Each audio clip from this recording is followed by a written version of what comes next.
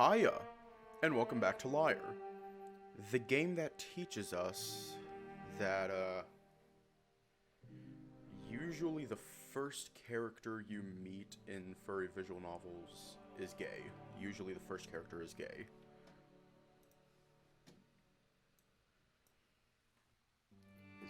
Is held true so far. So anyways, let's just hop right in. I step inside and lean against the doorway. Good night, Lyle. Good night.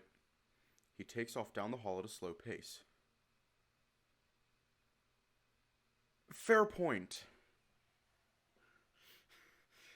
Volgor is not gay. Instead, he is a straight guy, but r/nice guys. He is a simp. He is a huge simp. As he walks down the hall, I hear him yell back to me. Don't forget to lock your door. Lock the door. I know. Huh? Oh shit, thank you for the follow.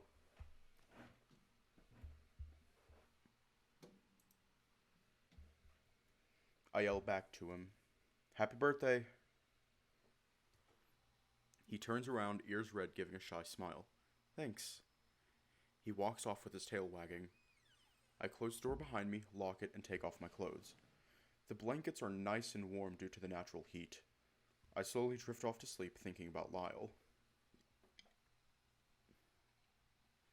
Chapter 4, Day 18.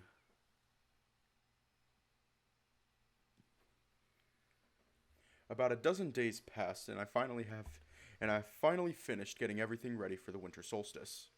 A couple of restless nights and a few bottles of wine seemed to do the trick. Lyle keeping me company also helped, even if he spent most of his time out in the hall. I have to attend these boring meetings, though. The only good thing to come out of them are my conversations with Raynar once the meetings are done. He's grown quite fond of me over the past few days. I don't know why he likes me so much. He treats Lord Kadaj and I the same professionally, but he treats me like a friend. Then there's Lyle. Lately, I think he's been distancing himself from me.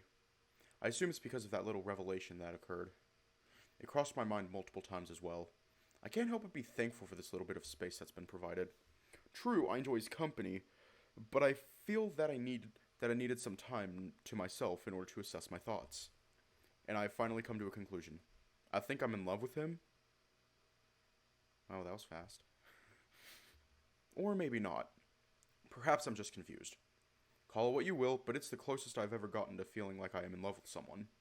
Childhood crushes and young love don't compare to this at all. It feels wrong considering I've only been here for a while, but every time I am around him, my heart twists into knots and I feel all warm inside.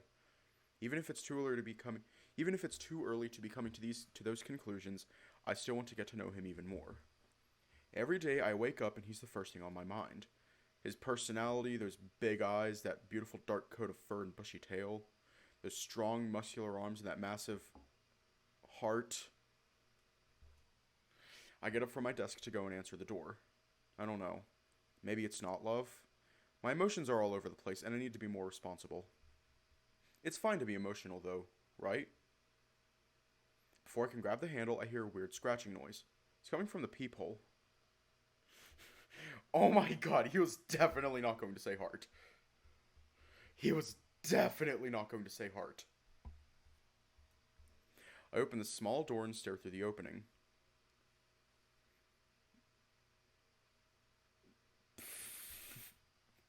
That giant fucking dork.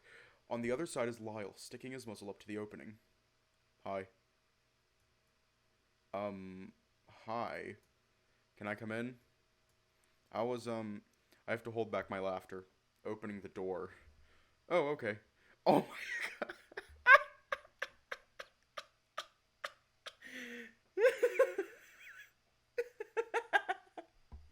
Just.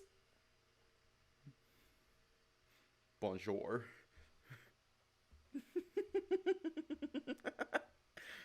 Oh, okay. I open the door to let him in as he ducks under the doorway. I can't take it anymore, and I break into a fit of wheezy chuckles. He kind of recoils and gets a bit flustered, which makes me laugh even more. What? What is it? It's nothing. No, no! You know exactly what you did. I know. I was trying to be funny. And you succeeded. I just had a bit of a late response. Yeah. I wipe a tear from my eye and pull my hair back and retie it behind my head while walking to the desk. That was a nice icebreaker, I guess. Well, you'll be happy to know that I just finished getting everything ready for the ball. That's great to hear. Yeah, I just have to bring these payments to the bakery in the village. They're baking hundreds of mini pastries, along with providing baked goods for the village festival. Wait, you're not going to have a servant do that? Well, I wanted to bring it myself. I figured that they deserve to have this delivered in person, considering the hard work they've been doing. I hold up the thick envelope. Today is the first day all week where it's not freezing cold. And I feel like now that I have free time, I can go and see the village. Alright. Really? Yeah, I don't see why not. You don't have to ask me for permission, though. I know, I just wanted a second opinion. Yes. I wanted to make sure it was a good idea. Besides, I'm pretty sure that I have nothing else going on today. I think to myself for a moment about how similar the winter solstice is only... about how the winter solstice is only a few days away. Time flies when you're busy, I guess. Plus, I've got a lot on my mind. I am actually free for the rest of the week if what I have to go off is true. That's good to hear. I actually am a little excited to be able to show you around the town square. The village actually has a lot of history to it. I can imagine it now. Yeah. A bustling town square with dozens of little shops and homes lining the street. I can honestly barely contain my excitement. I sure hope it does. I'll go get ready. I make my way across the room and dress myself in clothing that better suits going outside. It's very cold out and I don't want to freeze. Lyle is standing on the far side of the room. Is he watching me get dressed? It's a peeping Tom! While I'm pulling up my trousers, I turn my head to look in his direction. I think I see him quickly avert his gaze. He's not even staring at anything, he's just staring at the wall. I finish putting on my outfit and wrap the scarf around my neck. Okay, I'm ready. Oh, okay. He quickly pads across the room and opens the door while I grab the envelope off the desk. Creep. We step out into the hallway together and the brisk chill hits my face. Yeah, I totally wasn't staring. Stare intensifies. The afternoon sunlight envelops me for a moment, making the cold temperature a little more bearable. Lyle takes a key off his key ring and locks the door behind us. I have some things I would like to take care of in the village today, if you don't mind. Not at all. I mean, it should only take a few minutes. Shouldn't interfere with any... Lyle, it's fine. Right, sorry. Remember, I'm not some child that needs to be taken care of. We make our way down the hallway with me rubbing my hand along the windowsill. Windowsill. He walks by my side, rubbing his paws together in a sheepish way.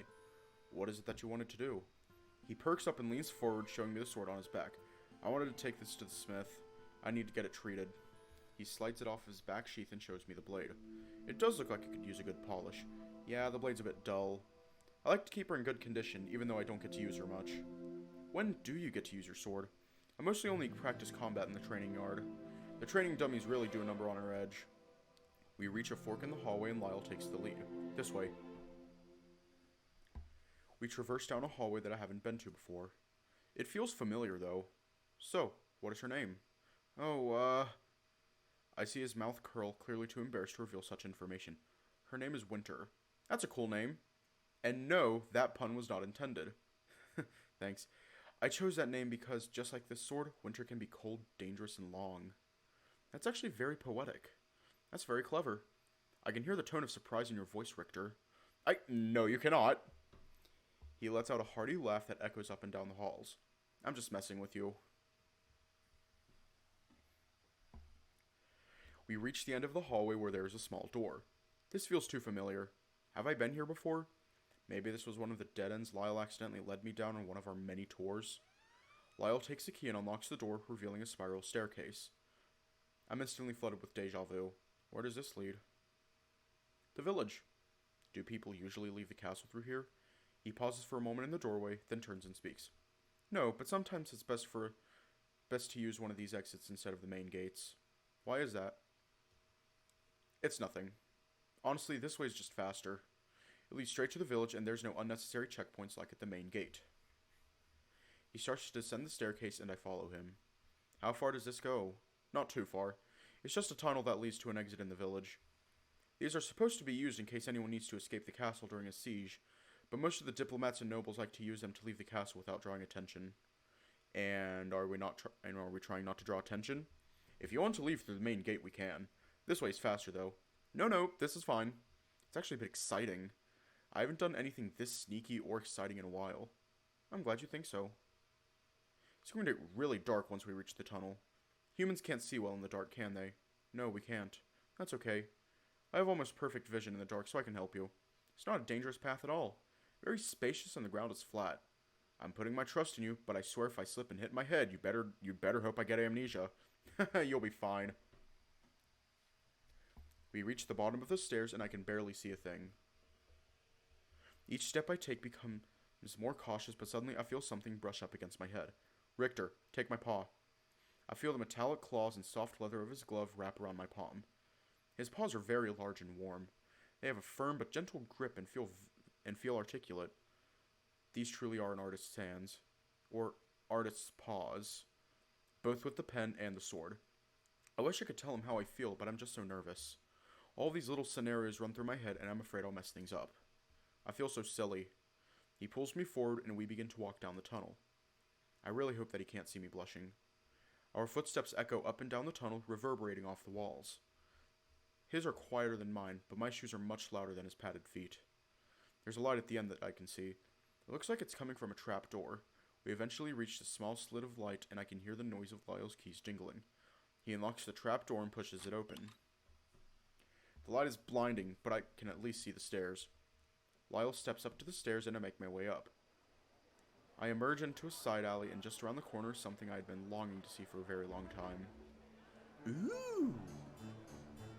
Fancy. It's just like how I imagined it would be. I mean, I had seen most of it from the high towers in the castle, but it is much more beautiful up close. People are rustling about their daily lives, going about their routine. Children seen holding their mother's paws while they shop for groceries, and merchants conducting business outside of their shops. Horse-drawn carts make their way down the paved roads and pass each other in a neat, orderly fashion, circling around the fountain. The buildings are small and neat, stacked side by side, and their walls are painted with the cream color. The roof of each building shines in different shades of green and blue, the morning frost reflecting the sun off of each shingle in a majestic way. Flowers line the windows of some of the buildings, and leaves from the trees skate across the ground. Pipes run up and down the walls of each little shop and home, with smoke drifting out of the chimney caps into the sky.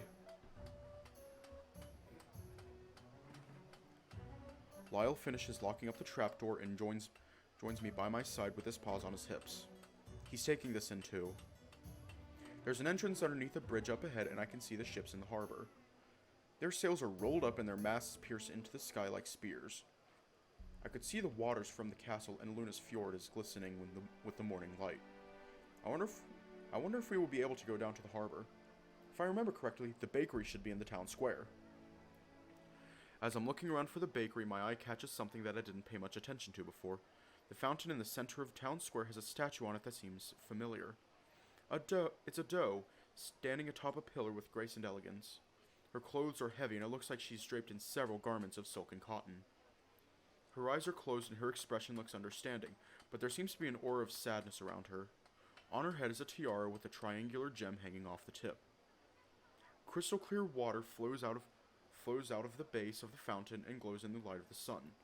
Lyle is already walking towards a building when I can hear the clanging of metal when he stops to see why I'm not following. I walk up to the fountain and notice a golden plaque. There's an inscription on it which I read out loud to myself. In honor of Queen Elena Ossian, loving mother, dutiful ruler. Lyle walks up beside me, staring up at the statue. This is Queen Elena Ossian. Raynar's late wife. What happened to her? He scrunches up his snout and shakes his head slowly. She died about 10 years ago. His shoulders raise tensely and he sinks into his neck fluff a little bit. That's a shame. I think he probably feels that it's not his place to talk about this. Was she a good queen? He relaxes a bit and looks up at the statue again. I look as well and cannot think but help cannot help but think of my own queen back in Erin. The best. For a moment, the only noise I can hear is the sound of water trickling onto the surface of the pool. I don't doubt it. Do you think Raynar and Adrius miss her? This time his answer is instant. With all their hearts, I'm sure. He gives a slight pause to his sentence, letting the words linger. Come on, let's go to the fjord. Let's go to the forge. I've got a friend that I want you to meet. He takes the lead, and I'm not surprised to see villagers part to let us past. They probably recognize Lyle's armor and immediately know that someone important must be making their way through the village. Now that I think about it, I have been getting a lot of stares. As I'm following Lyle, I see a vixen and a badger look at me and whisper to each other. The vixen says something that flusters the badger, and she slightly shoves her, making the fox laugh even more. A child holding their mother's paws calls out to her while pointing at me. I'm not used to getting this much attention, and I find myself awkwardly smiling at anybody who gives it to me. I'm not really looking where I'm going and accidentally step on Lyle's tail. Ah! I lift up my foot, realizing my mistake, and he tumbles forward slightly. I can hear a couple bystanders chuckle to themselves at my clumsiness. My face is probably as red as a tomato. He turns around, looking behind him, and wags his tail a bit to get it straightened out. Please, watch your step, Richter. It took me a very long time to get my tail to look this nice. Sorry, Lyle. He keeps walking and stops outside of a tall building. There's some baskets outside stacked up against the wall and a rug on the floor. I can hear the clang of metal from inside and the smell of coal burning. Lyle lifts the tarp in the doorway and gestures for me to walk through.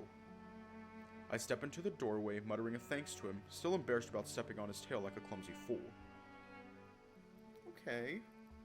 We step into a dim room lit by a large furnace. It's warm in here, and the tarp and lack of windows does a good job at keeping the heat inside.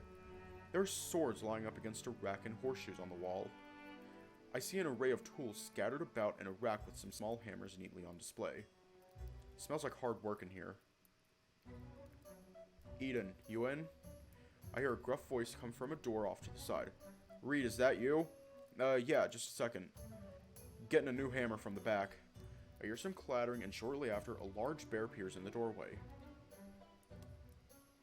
Aww. He's cute.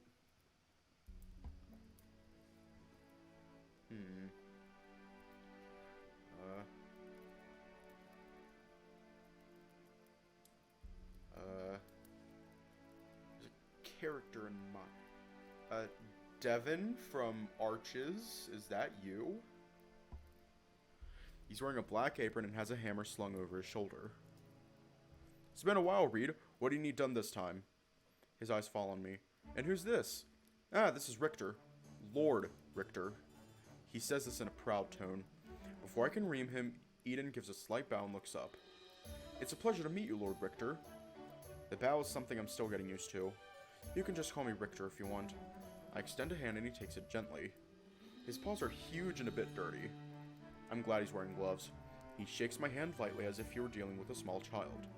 If that's what you want to be called, Richter. He's traveled here from Erin to help with diplomatic relations. We don't get a lot of people from Erin around these parts. Especially during this time of year. Too cold for him. It does get a bit too cold for my comfort. Don't worry. At night, once his vitality lanterns are lit, they'll warm up the whole village. Keeps the snow at bay too. He turns to Lyle with a snarky grin. Do you need your sword fixed again? Lyle blushes and grips the handle of his sword. No, I just need it sharpened. She's feeling a bit dull. I would do it myself, but nobody does it better than you. You've got that right. He hoists the hammer higher, adjusting it on his shoulder. Vekrite steel is a quality material, so I'll be able to have it done within the hour. You want her polished too? I could give her the full treatment for no extra cost. Really?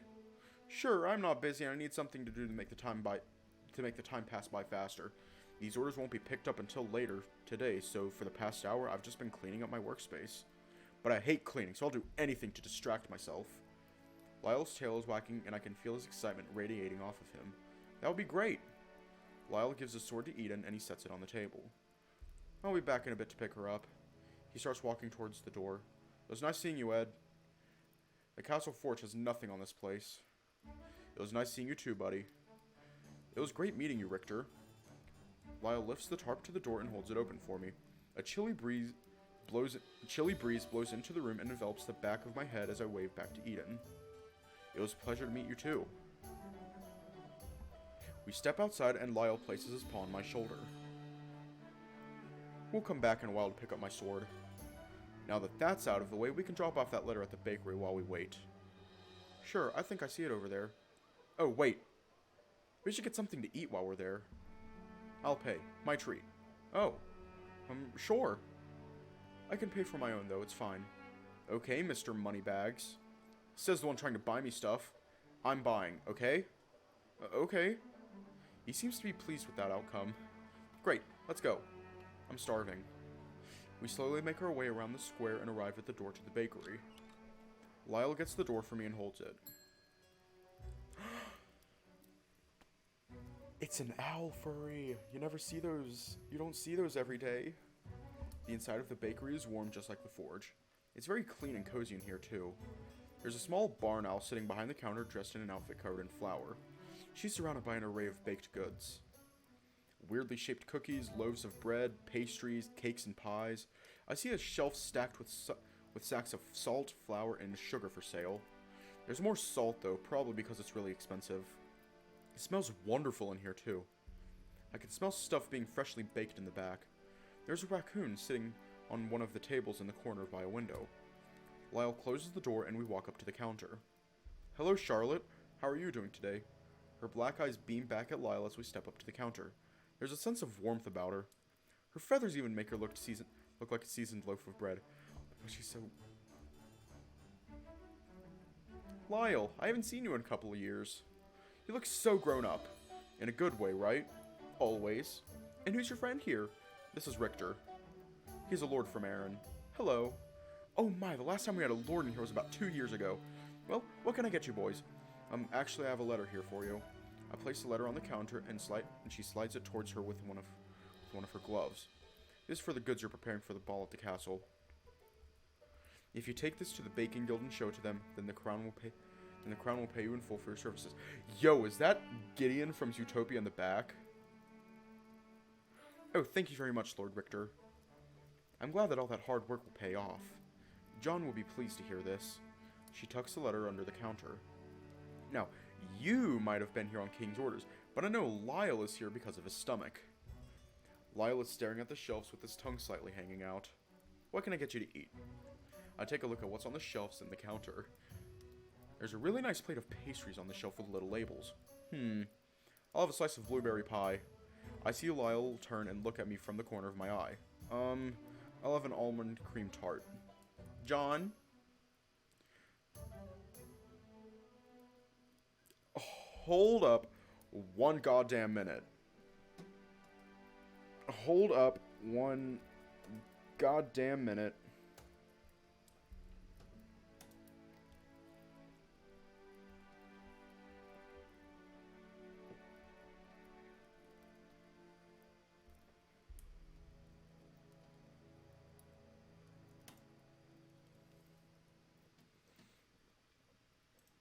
No, it's not fair comparing a red wolf to a fox, but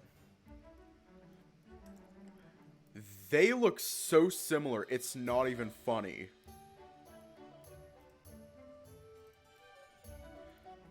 Let's get us a quick side-by-side comparison.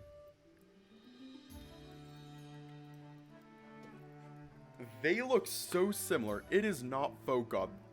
Yeah, they look so similar, it's not even funny.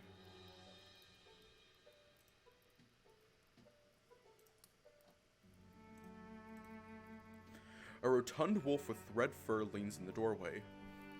He was working by the stove while we were talking. Yes, ma'am? You hear that? Yes, ma'am, I did. I'll get that out to you folks in a few. John sets down what he was doing and reaches up to his shelf to prepare a slice of pie. That'll be 8 copper pieces. Oh, Lyle reaches behind him and pulls a small sack from off of his belt. He reaches in and pulls out a shiny coin. Here's a silver. You can keep what's left. Thank you. While Lyle paid, John came out and placed the orders on the counter. Thank you very much. Thanks, Charlotte. You're welcome. You boys have a good rest of your day. You too. The pastry is the last bit of warmth left on my person once we go outside. The temperature has gone down a bit as the day has gone on. I take a bite of my food and it's more than I imagined it could be. The flaky crust tastes really good and the almonds add a very nice texture. It's amazing.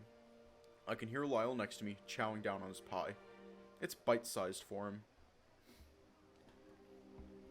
He finishes it and rubs the back of his head. They always have the best food. Do you like it? It's really good. I say this with my mouth full and I chuckle a bit. I'm glad you like it. Let's go sit by the fountain. Okay. We walk over to the fountain and sit on the ledge. Warm water particles bounce up onto us from the fountain, but I don't mind. Lyle moves his cape so he's not sitting on it and pulls out his dagger. I finish eating my food and stuff the paper into my coat. He's sitting there with a thoughtful look on his face while he twirls the dagger in his paw. I start to feel a bit tired and decide to lean against him a bit. It feels nice being this close to him. I feel him tense up a little. Oh, I can move over if you want to lay down. No, this is fine. Okay. I can feel him start to calm down, and after a while, he leans into me too. His fur smells like coconut. It's a really strong scent. That'll probably be one of those strange soaps from the bathroom. I don't remember seeing or smelling coconut in the bath, though. It's nice, though. It reminds me of home, where there was this nice bar with coconut-scented candles. I start to daydream about pressing my face into his warm embrace when I'm snapped out of him by him nudging me on the shoulder. Hey. You're freezing cold. He brushes one of his paw pads up against my forehead. Do you want to go get my sword and head back to the castle? Yes, I think I'm ready to go. Okay. He helps me up and we start walking towards the forge. I am starting to feel a little bit too cold. I guess the warmth of the castle had been coddling me these past weeks. We enter the forge and Eden is standing at his anvil banging away at a piece of metal. I spot Lyle's longsword on the rack with the others. The wolf head pommel stares back at me with an angry face. You can tell the sword is built for a big person because it completely dwarfs the other longswords, making them look like short swords. Welcome back, my friends. There she is, all sharpened, ready for use. He's right. The blade of Vekrite is practically glowing in the firelight.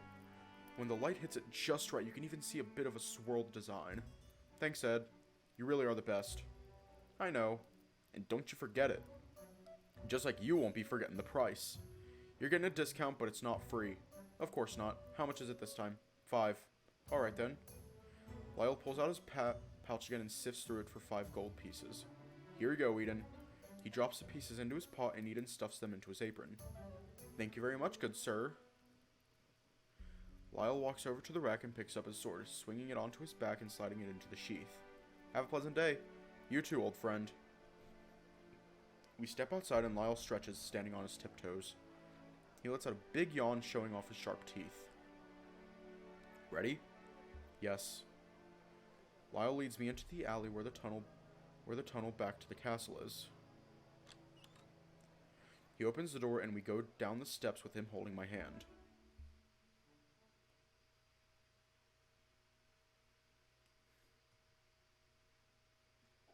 Once we got back, Lyle dropped me off at my room and had to leave to go do something. He said he would be back at around sunset and if I wanted to go somewhere to make sure I stay safe and out of trouble. I assured him that I'm perfectly capable of taking care of myself. He knows this, but just wants to make sure that I'm okay. What would I need to be afraid of?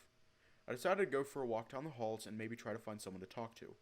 As far as I know, I don't have anything else planned for today, so I'm just trying to fill in the boredom. I hear some voices coming up the hall after a while.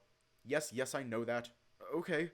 Still, I just wanted to let you know that you have to let them heal for at least a day. I understand. I'm not an idiot. Of course, Your Highness. Once I turn the corner, I find it hard to keep a straight face. Oh my god. That is a sight. That is something. I don't know how to feel about that. It feels wrong, but also kind of fitting. Oh God. Feels so bad for you. It's a very strange thing seeing Adrius without his horns. It's also hard not to notice. Like if I chopped off all of my hair. But Prince Adrius! What on Tigran happened? What do you mean, what happened? I shed my antlers. Oh. I'm not entirely sure if that's a normal thing. Honestly, his answer just brings up more questions. I heard that some species with horns will shed them, but I didn't think this is what that meant. So this is normal? Of course it's normal. It happens every winter. And I would have preferred you not to see me this way. So don't go blabbing to your lackey about this like it's some sort of hilarious joke. After his outburst, he pushes past me, continuing to walk down the hallway. Oh God, what is...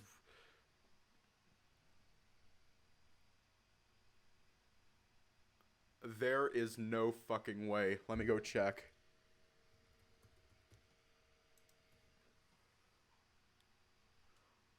Holy shit, there is. Yes. Yes.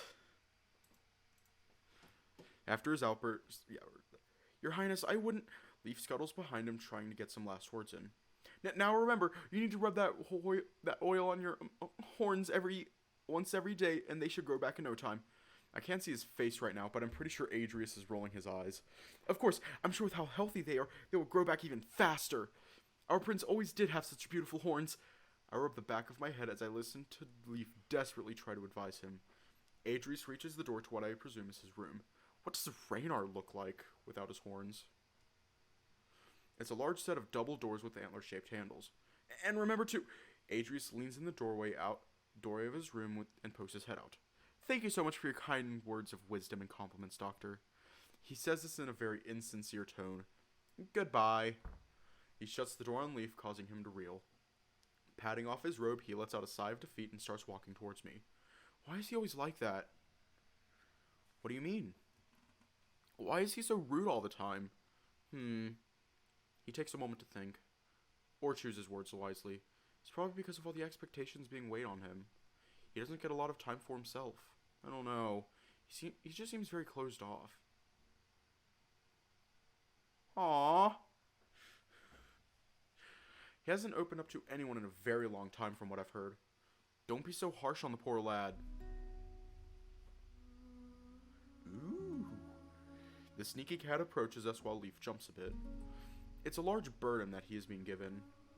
It's best that we give him some space and treat him with respect. He pauses after this statement and holds out his paw, observing his claws.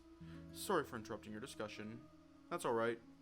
Yes, but on that last note, respect goes both ways. He shakes his head in a disappointed way. Sadly, not in this profession. After this statement, he turns to Leaf. Leaf, was it? I was hoping I could get a moment alone to talk with Lord Richter. Of course. I'll be going now.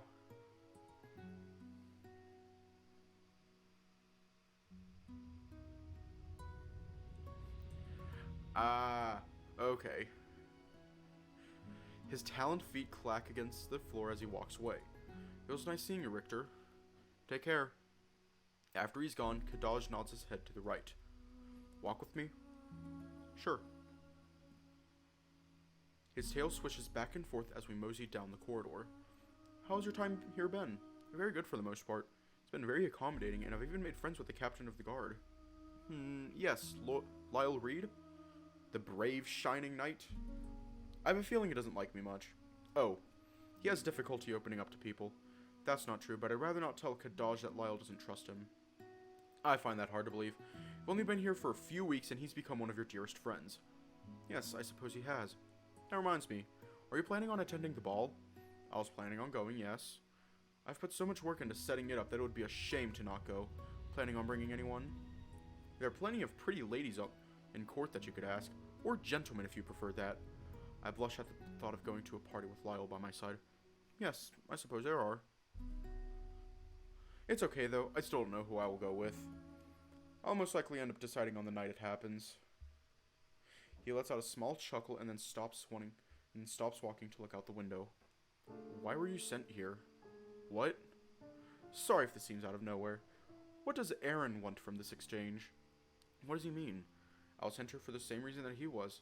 Lyre was in need of advisors for the king. It was a simple trade deal. I was sent here to help the king of Lyre with maintaining order for a hefty price. After I finish answering, he takes a moment to respond as he stares out one of the windows. As I had thought, I'm here as a diplomat too, but that was not the only task I was given. What was the other task? He pauses and looks at me with a very sincere look in his eyes. The kingdom of Driss is worried. They fear that Lyre is falling out of touch with the rest of the kingdoms. Our cooperation goes on ever so smoothly, but our lands and connections are as separated as ever. He runs his paw on the windowsill, touching a flower with one of his claws. I was sent here as a diplomat, but my main objective will stay the same. I've been instructed to keep an eye on this kingdom and reconnect it with the others. I understand what he is saying now.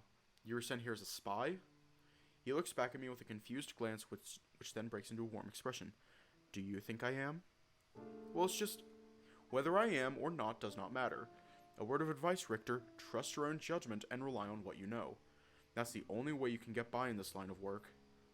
What you know can help you in the end. He puts his paws behind his back and continues walking. It's okay to trust people, but never as much as you trust yourself. Now, I have one more question for you. What is it? Where do your allegiances lie? Is this a trick question? Is he testing me? Whatever he's doing, I don't like it. The obvious answer would be Lyre, but something tells me that's not correct. I am loyal to the crown, but most of all, I am loyal to Tigran. I can't get an exact read on his expression, but he seems pleased with my answer. You're smarter than most. Loyalty to Tigran is important, but you must not forget your dedication to those who matter. Why are you asking me these questions? I wanted to make sure I could trust you. I'll tell you this. I am not a spy. I am simply making sure that our kingdoms can work in tandem. Driss wants cooperation with Lyre, but we cannot do that without connections and relations. He stops walking and looks out the window to see the sun move closer and closer to where the mountains touch the sky. I fear that after this ball, things will be turning in an undesirable direction. What do you mean by that? There's a long silence before he speaks. Nothing. We shall cross that bridge once we get to it. There's a lot of work in store for us.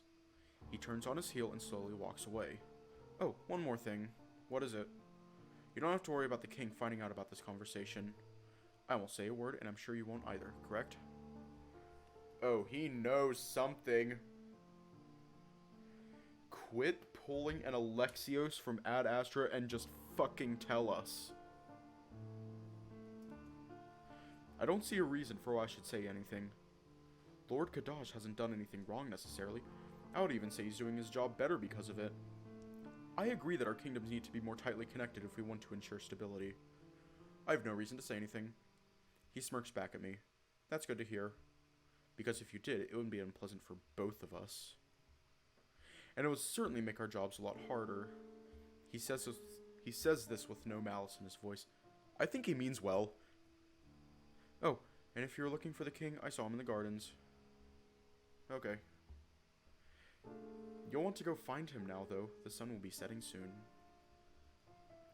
Thank you. Have a pleasant afternoon, Richter. Same to you. Mind wanders back to that question. Hang on, let me check something real quick.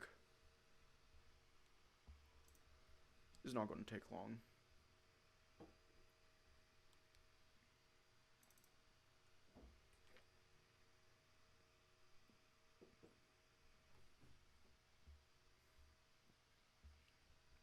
Nah. Because, like, I don't know, I haven't started playing Arches on stream yet. I play it personally. It's a personal playing for me.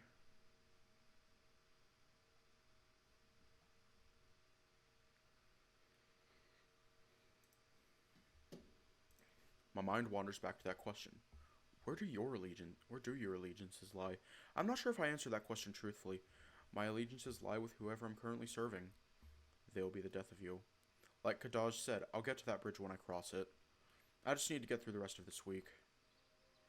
I stroll through the courtyards and outdoor halls and make my way to the gardens.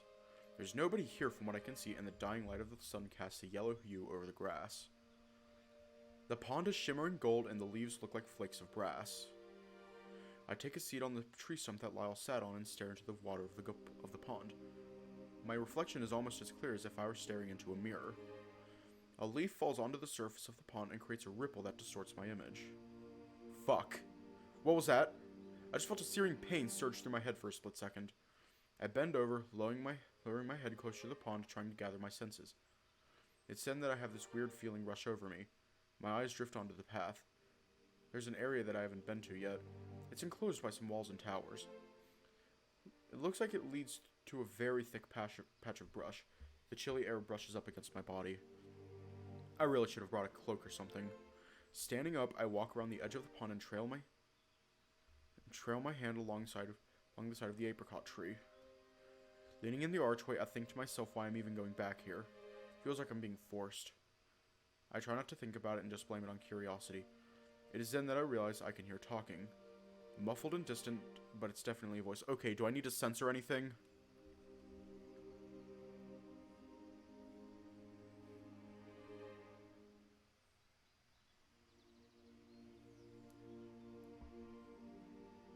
Okay.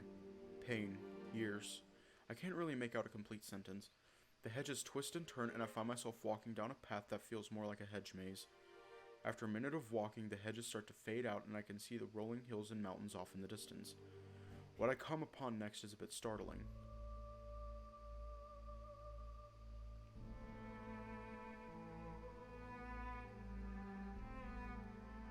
Raynar is kneeling down in the grass, looking away from my general direction. He's in front of a tombstone with a dragon apricot sitting at its base. Lena, every day I think about you. Things are never going to go back to the way they were. Oh my god. I need to leave. I don't think I'm welcome here. I go to walk back down the path, but as I turn, I scuff my shoe on the path. Richter? He says this without turning to look at me. His eyes still linger on the grave, shrouded by the light of the sunset. Yes, Your Majesty? How did you know it was me? He looks down at his knees and then answers. You're the only one here that wears shoes, Richter. Oh yes, that would probably give it away. I'm sorry that you caught me here, in this moment. That's okay. I should probably leave. No. Please stay. He's speaking in a very sad voice filled with agony. Do you know what happened? I just know that she died several years ago. Do you want to know? Finding a way to respond to this is difficult. My social skills were never exemplary to begin with, but this situation is a bit too extreme. Still, I am curious. I feel like it would clear up some things. If you wish to tell me of your woes, I will listen. I can't tell if he's breathing or not. The only thing that moves is his robe as it blows in the wind. Spoken like a man who chooses his words wisely. I've never opened up to anyone about this. He continues to sit there silently, barely moving. We were on our way back from visiting Driss 10 years ago. Little Adrius was just 8 years old, looking after the castle for us. Of course, he had help from Sir Runar. The trip went well, and we had many successful discussions with the lords and ladies of Driss. Our time with King Aaron went well, too. He was a good friend of mine. Traveling back home was when it happened. Our entourage consists of several guards and a few dozen soldiers. All of them were trained very well, and the guards were as honorable as they come. But honor only gets you so far in the field of battle. At twilight, we were traversing through the canyon pass when we were attacked. You've heard of the bandit problem, yes? Of course. It was much worse back then. An entire legion of brigands trained to kill. Our carts were sitting ducks. They came sliding down the sides of the canyon. They knew the terrain better than anyone. My soldiers were not farm boys who had never swung a sword, however. They fought them off well enough for us to get a chance to escape and ride ahead. Everything happened so fast, yet I can still remember it so vividly. The way Lena was gripping my wrist with her small but strong hands. The carriage careening down the path, hitting every bump in the road. The driver slumping over in his seat after getting an arrow through his chest. He inhales and exhales deeply through his nose and hunches over slightly. By the time the battle was over and my soldiers had caught up to the cart, it was too late. She died in my arms with a dagger in her stomach. His voice is shaking.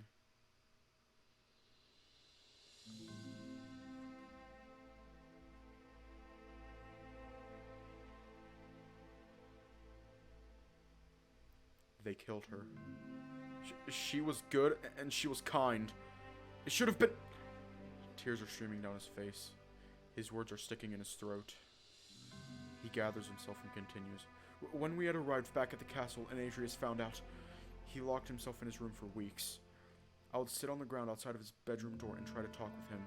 The amount of grief her murder caused me was unbearable, but I can't imagine how he felt. I see him take his cloak and wrap it around himself more tightly. And now those outlaws have made a resurgence, and I'm powerless. He finishes his story and sits there, staring at the sunset. This is a lot to take in. I don't really know how to respond.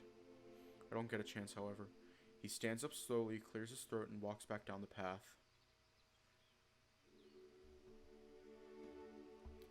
I follow behind him, not wanting to be left there with all that information.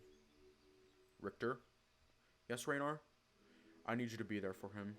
Once he becomes king, I need you to guide my son down the right path. A king without his advisors is like a brain with no conscience. He rubs his hands together. Can I trust you? Can I be trusted?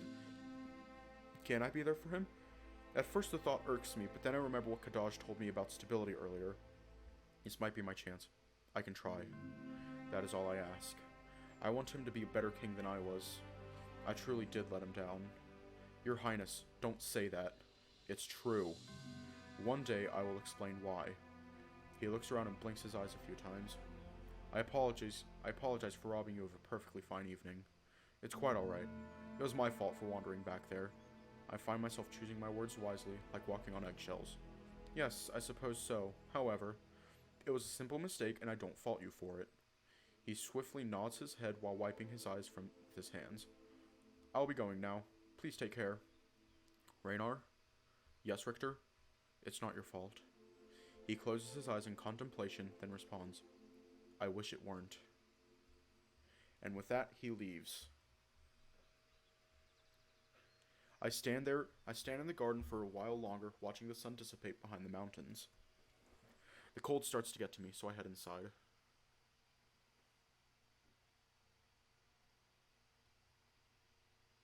I've been sitting at my desk for the past hour thinking about the events of this afternoon. And to think, this day started off so well. Now my mind can't stop racing. Actually, it feels completely blank. Like there's so much to think about, so my mind tries to think about it all at once and it just shuts down. I really have been given a great task, and it will most likely force me to give up the thing I want most. Suddenly, the door swings open, almost blowing out the candle on my desk. Lyle is slumped in the doorway and has a dazed look in his eyes. Hey, Richter. Oh, he's drunk. Extremely drunk. Where have you been? Well, I was doing some business in my quarters, and then I went to the mess hall for some supper. Man, my fellow guardsmen were playing some drink games, and He flops into the chair I was just sitting in. I won. His clothes are all tousled and his fur's a mess. I find myself speaking to him like one would to a child. That's great, Lyle. How much did you drink exactly? He takes a moment to think about his answer. How many mugs is too much? About 4? I probably drank about that much. That's really not good for you.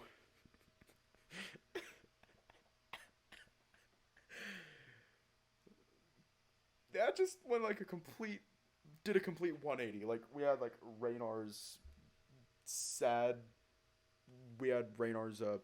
depressing backstory, and now we have Drunk Boy. I've lost my patience for everyone at this point, so all I can do is just rub my hands together awkwardly. The dresser with the rag and clean water catches my attention, so I move over there to get a damp rag for him. You're really handsome, you know that? What? Thanks? My face is more red than ever before right now. I wring out the rag into the bowl and bring it over to Lyle. His head is now lolling to the side slightly, and he can barely keep his eyes open.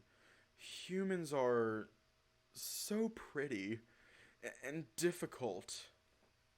Lyle? He passed out. I drop the rag back on the dresser and grab a blanket. I can't really be mad at him. He's a great guy. What did he mean by that last part, though? Difficult. Lazily, I toss the blanket onto him and blow out the candles. I kick my shoes off of my feet and fall into bed. I feel completely exhausted. Chapter 5, Day 19. Get to safety. Coming down that side too. Doesn't matter, just get out of here. Was Lord Bryn them? No, you idiot, his cart. Back there. I don't feel like myself. Everything hurts. I'm struggling to breathe for some reason. Did the wind get knocked out of me? I try to lift my arms, but they don't move. I can't move. Have I been paralyzed? No, I may not be able to move, but I can feel pain and tiredness. Debris and dust clutters my sinuses. I try to open my eyes, but as expected, that doesn't work either. I feel like an absolute mess. I don't remember how I could have gotten into this situation. Okay. First one. Richter killed Raynar's wife. Probably not true, but I feel like he might be involved with her death somehow.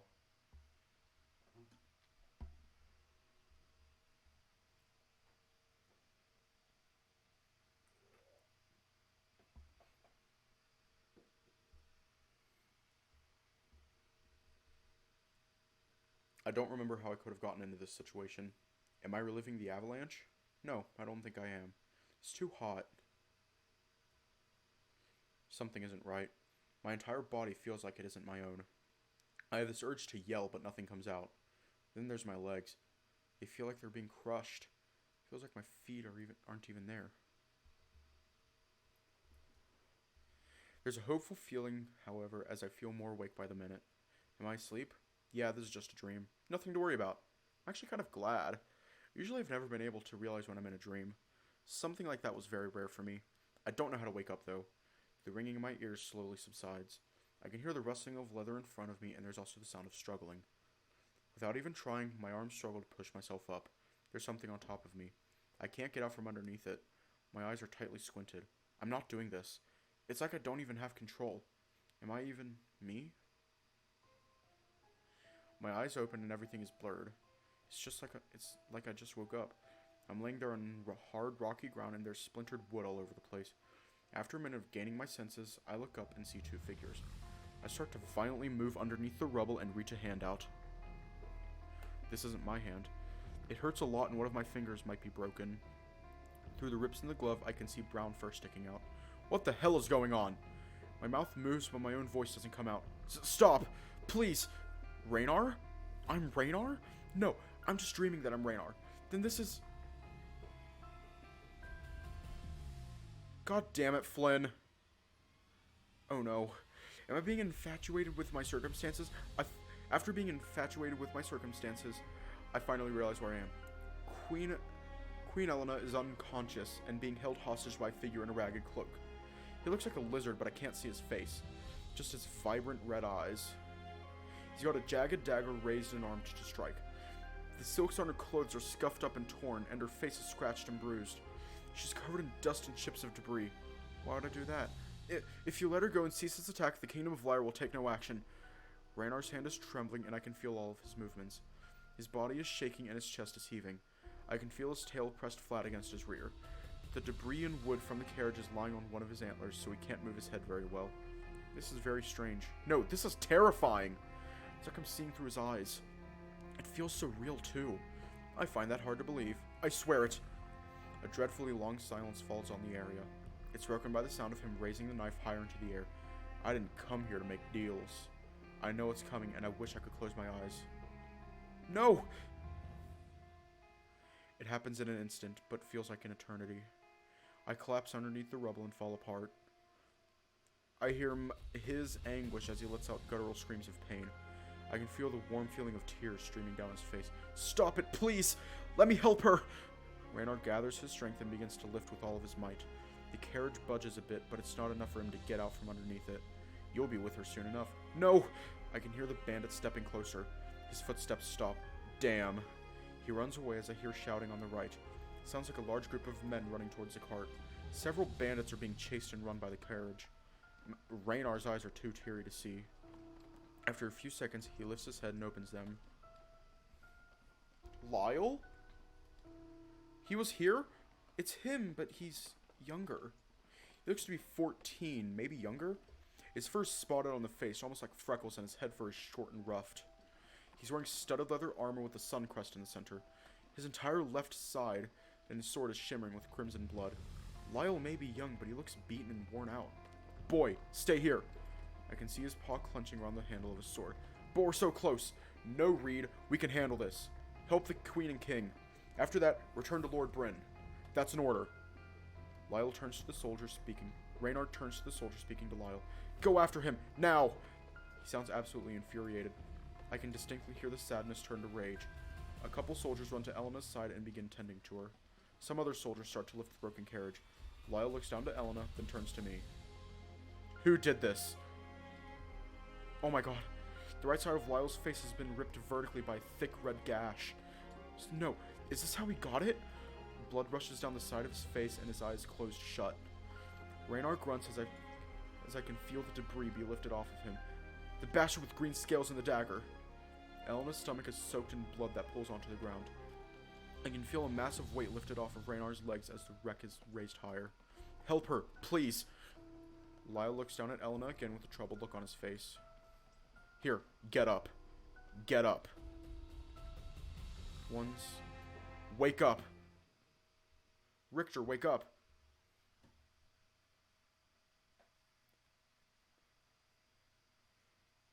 Lyle is standing over my bed, shaking me by the shoulders. Ah! He has a worried look on his face. Seeing his groomed fur and adult features is a stark contrast to what I had just seen. You were having a nightmare. It looked really bad. No, I wasn't. My entire back is coated in sweat and my face feels hot. My clothes are practically sticking to my body. That was no nightmare. That was... Lyle puts a palm to his head after my shouting fit. He's probably hungover from last night. My entire body is shaking as I look down at my hands. They're exactly how they usually are. You don't look so good. Did you catch a cold? Maybe going into town was a bad idea. I'll go and get Leaf. No. I need to see Reynard. Why would you need to see him? I've been having strange dreams and I need to talk to him, Lyle. Okay, but you can do that later. Right now, you need to rest. Lyle, I don't have a cold. I'm fine. I need to see him. I slide out of bed and plant my feet on the ground. It's cold, so I grab the shoes that I kicked off of my feet last night. They're sitting in the corner of the room, one on top of the other. I adjust my coat and walk to the door. My hair's a mess, but I decided that I won't be needing to pull it back. I stand in the doorway and look back at Lyle. He has a worried look of confliction on his face. I go through the doorway and begin to sprint down the hallway. Unsurprisingly, it's very cold out. I think I hear Lyle exit the door after me, but it doesn't seem like he's chasing me down. I turn a corner and sprint towards the dining chambers. It's where he would most likely be right about now. We've been using it a lot as a place to hold meetings, and he's been working in there a lot. The other council room hasn't been used in a very long time, so they're still cleaning it out. What just happened? That dream was so vivid. I don't think it was a dream. Something is really wrong. It's like there were rules. The circumstances were so realistic and it was too well structured. I can feel the sweat running down the side of my head. I feel like an absolute mess. This doesn't feel like something that I just imagined in my head. The events seemed too real. I realize that I'm practically shaking all over my body as I sprint down the echoing halls. Maybe it was just a nightmare? A coincidence? Please tell me that was all in my head. I reach the door and fling it open. We're gonna leave off here tonight.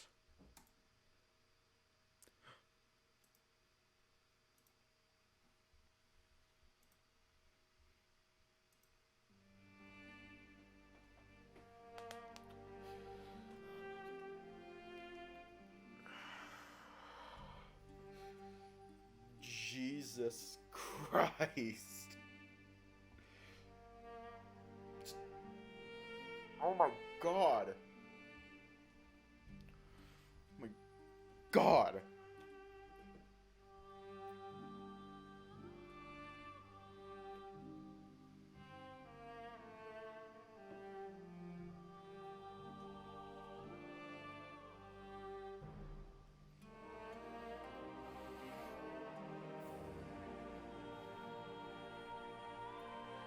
What the actual fuck?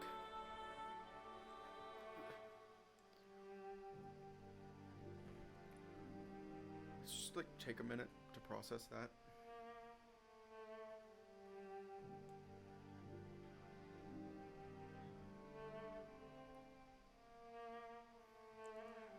Anyways, I'm gonna head off tonight. So stay safe, have a good night, and I'll see y'all tomorrow.